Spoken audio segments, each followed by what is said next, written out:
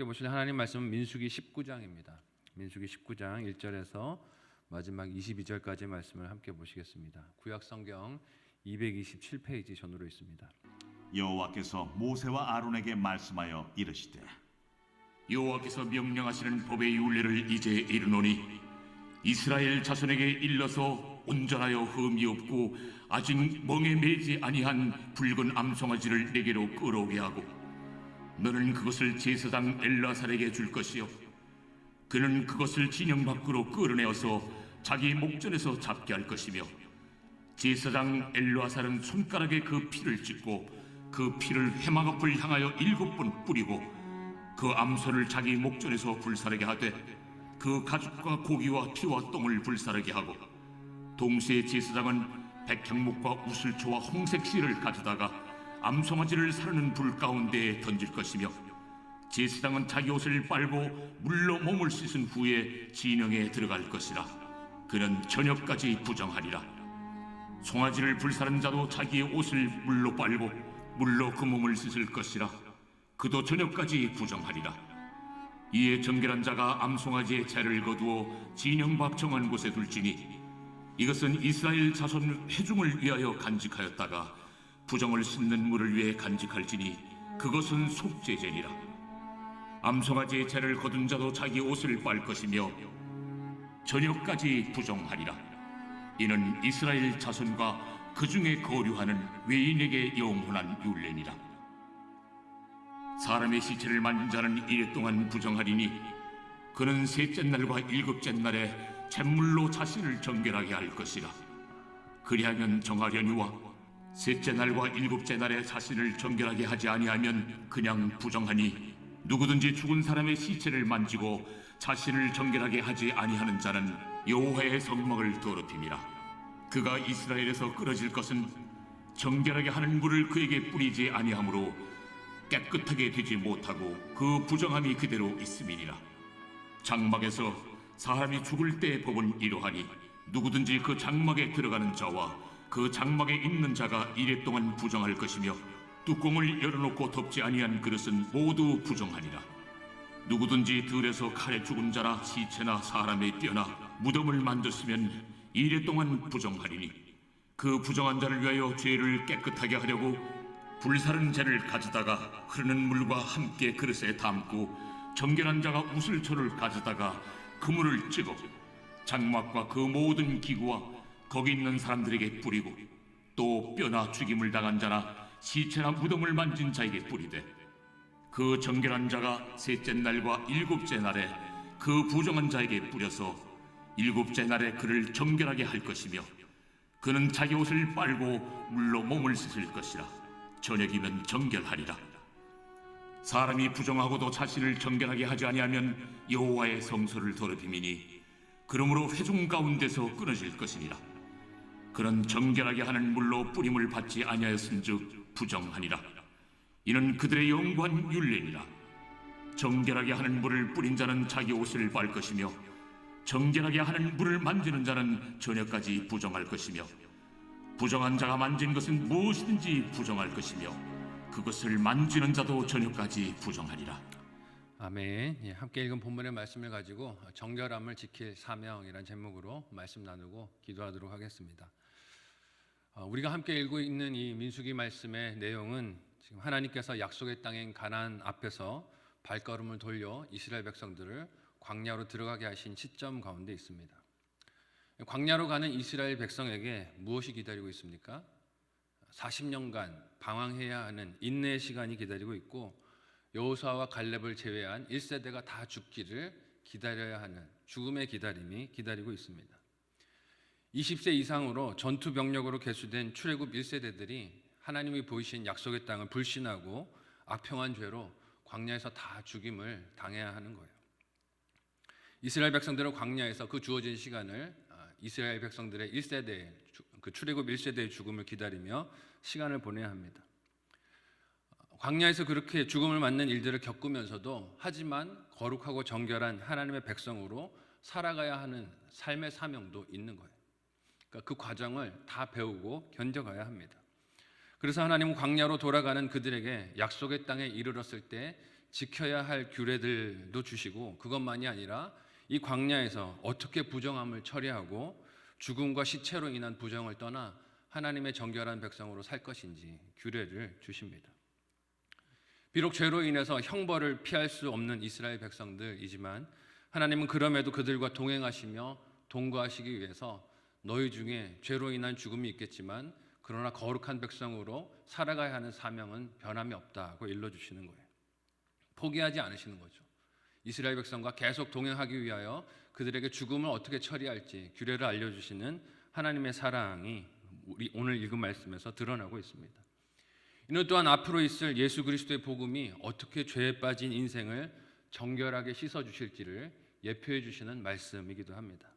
먼저 오늘 본문의 1절에서 3절을 우리 같이 한 목소리로 읽어보도록 하겠습니다. 같이 읽습니다. 시작. 여호와께서 모세와 아론에게 말씀하여 이르시되 여호와께서 명령하시는 법의 율례를 이제 이르노니 이스라엘 자손에게 일러서 온전하여 흠이 없고 아직 멍에 매지 아니한 붉은 암송아지를 내게로 끌어오게 하고 너는 그것을 제사장 엘르아살에게 줄 것이요 그는 그것을 진영 밖으로 끌어내어서 자기 목전에서 잡게 할 것이며. 아멘. 하나님은 부정하게 된 이스라엘 백성의 정결함을 위해서 붉은 암송아지, 특별히 흠이 없는 것, 몸에 아무런 흠집도 없고 한 번도 멍에를 메어 본 적이 없는 것을 잡아서 그렇게 희생을 해야 한다고 말씀하십니다. 제사장에게 그것을 주고 제사장은 그것을 이스라엘 백성들이 주던하고 있는 진영 밖으로 끌어내어서 그의 눈앞에서 잡으라고 명령하세요. 이게 다 무엇을 보여줍니까? 예수님께서 감당하실 십자가 죽음을 보여주고 있는 것이죠. 그 죽음을 위해서 성 밖으로 끌려나가 죽임을 당하신 예수님의 십자가 사랑을 예표하고 보여주는 사건임을 봅니다. 이를 명확히 선언하며 연결한 본문이 히브리서 9장 13절에서 14절 내용에 등장하고 있어요. 한번 같이 읽어보도록 하겠습니다. 같이 읽습니다. 시작. 염소와 황소의 피와 및 암송아지의 죄를 부정한 자에게 뿌려 그 육체를 정결하게 하여 거룩하게 하거든 하물며 영원하신 성령으로 말미암아 흠없는 자기를 하나님께 드린 그리스도의 피가 어찌 너희 양심을 죽은 행실에서 깨끗하게 하고 살아계신 하나님을 섬기게 하지 못하겠느냐. 아멘. 하나님은 이처럼 예수 그리스도의 보혈이 우리를 정결하게 하시고 하나님 섬기는 사명을 감당하는 능력이 됨을 보이시려고 광야의 이스라엘 백성들에게 그들의 정결함을 위해 잡아야 할 흠없는 암송아지에 대한 규례를 주십니다. 그래서 제사장이 그 명령을 따라서 진 밖으로 송아지를 끌고 나가고 잡고 그렇게 하고 난 이후에 어떤 의식을 행하라고 오늘 본문에서 말씀하십니까? 좀 긴 내용이지만 우리 함께 오늘 본문의 4절에서 10절까지의 말씀을 한 목소리로 읽겠습니다. 같이 읽습니다. 시작. 제사장 엘르아살은 손가락에 그 피를 찍고 그 피를 회막 앞에 향하여 7번 뿌리고 그 암소를 자기 목전에서 불사르게 하되 그 가죽과 고기와 피와 똥을 불사르게 하고 동시에 제사장은 백향목과 우술초와 홍색 실을 가져다가 암송아지를 사르는 불 가운데 던질 것이며 제사장은 자기의 옷을 빨고 물로 몸을 씻은 후에 진영에 들어갈 것이라. 그는 저녁까지 부정하리라. 송아지를 불사른 자도 자기의 옷을 물로 빨고 그 몸을 씻을 것이라. 그도 저녁까지 부정하리라. 이에 정결한 자가 암송아지의 죄를 거두어 진영 밖 정한 곳에 둘지니 이것은 이스라엘 자손 회중을 위하여 간직하였다가 부정을 씻는 물을 위해 간직할지니 그것은 속죄죄니라. 암송아지의 죄를 거둔 자도 자기의 옷을 빨 것이며 저녁까지 부정하리라. 이는 이스라엘 자손과 그 중에 거류하는 외인에게 영원한 율례니라. 아멘. 먼저 제사장은 잡은 송아지의 피를 손가락에 찍어서 그 피를 회막 앞을 향해서 7번을 뿌려야 한다고 하십니다. 이 의식은 제사장에게 죽임을 당한 그 송아지가 이스라엘 백성의 죄를 속죄함 받기 위하여 그렇게 하는 것임을 나타내는 의식이고 행동입니다. 이어서 제사장은 어떤 일을 합니까? 잡은 송아지를 태우는 불에 하나님께서 명하신 백향목과 우술초와 홍색 실을 함께 태워서 구별하는 재를 만들라고 하세요. 여기서 쓰이고 있는 것들은 레위기에 나병 걸린 환자가 정결함을 받기 위했을 때 제사장에게 가져와야 했던 물품의 목록들과도 같습니다. 레위기 14장 4절의 말씀을 우리 같이 한 목소리로 읽어볼게요. 같이 읽습니다. 시작. 제사장은 그 정결함을 받을 자를 위하여 명령하여 살아있는 정결한 새 2마리와 백향목과 홍색 실과 우슬초를 가져오게 하고. 아멘. 이처럼 죄와 그로 인한 부정의 문제는 생명의 희생과 피 흘림이 없이는 해결함을 받을 수 없는 것이다 하는 것을 하나님이 우리에게 보여주십니다. 이렇게 속죄제로 암송아지를 잡고 그 죄를 거두는 과정에 연관된 모든 사람들은 오늘 말씀을 보니까 다 부정하다고 그러세요. 저녁까지 그 부정함이 해결받기를 기다려야 한다고 하십니다. 옷을 물로 빨고 몸을 씻고 진영으로 돌아가서 저녁까지 자신의 부정함을 주의해야 하는 것이죠.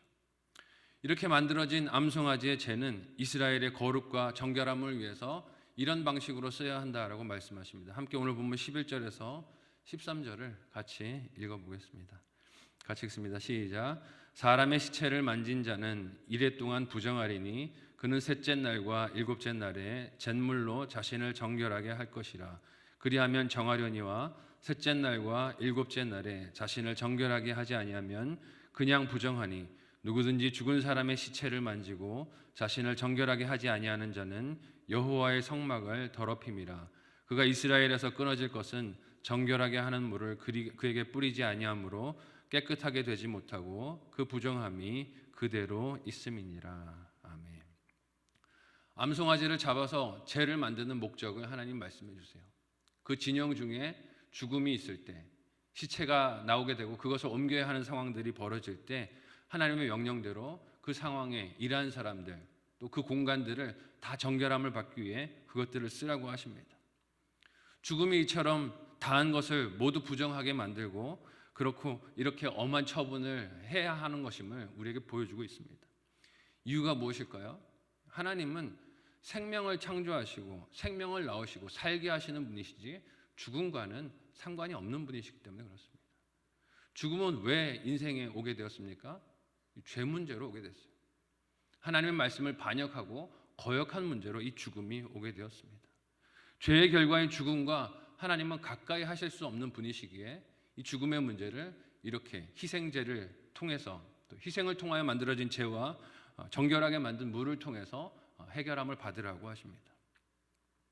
그런데 이스라엘 백성들은 이런 하나님의 사랑, 인도하심을 알지 못하고 뭐라고 악평을 했습니까? 하나님이 그들을 인도하시는 것을 살리시기 위함이 아니라 우리를 죽이려고 이 광야로 끌어냈느냐라고 원망했어요. 생명이신 하나님의 의도를 완전히 망각하고 하나님이 나를 죽이려고 끌어냈다라고 비아냥거리는 말로 하나님의 사랑을 불신했던 것이죠.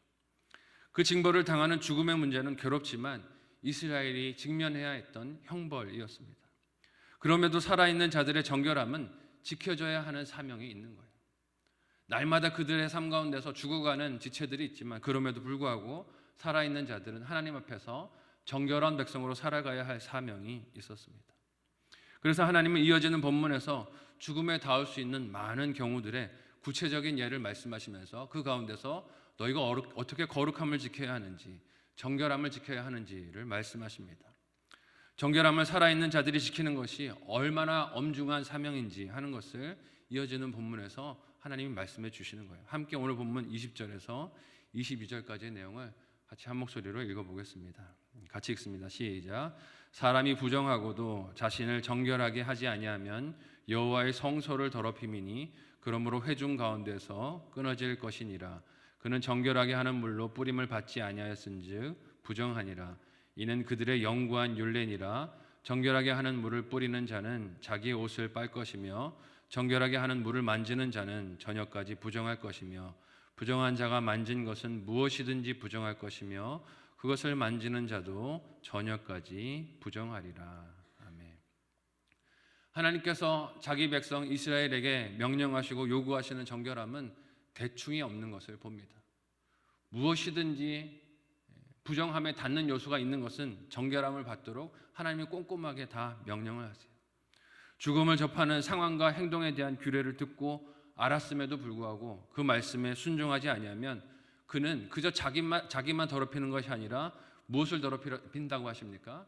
하나님의 성소를 더럽히는 것이고 온 공동체를 이 더럽힘에 부정함의 위기에 빠뜨리는 것임을 경고하고 말씀하십니다. 한 개인의 문제가 아니라는 것입니다. 그냥 시체를 하나 옮기고 괜찮겠지라고 여길 수 없다는 것이에요. 그것이 온 공동체를 부정함의 위기에 빠뜨리는 것이고 하나님의 성소를 부정하게 만드는 죄인 것을 잊지 말라는 것입니다. 특별히 그들 가운데 계신 하나님의 성소는 그들이 거룩함과 정결함을 지켜야 할 가장 중요한 이유가 되기 때문에 하나님이 계신 성소를 잊지 말고 너희는 너희의 거룩함을 항상 경계하여 지키라고 말씀하십니다.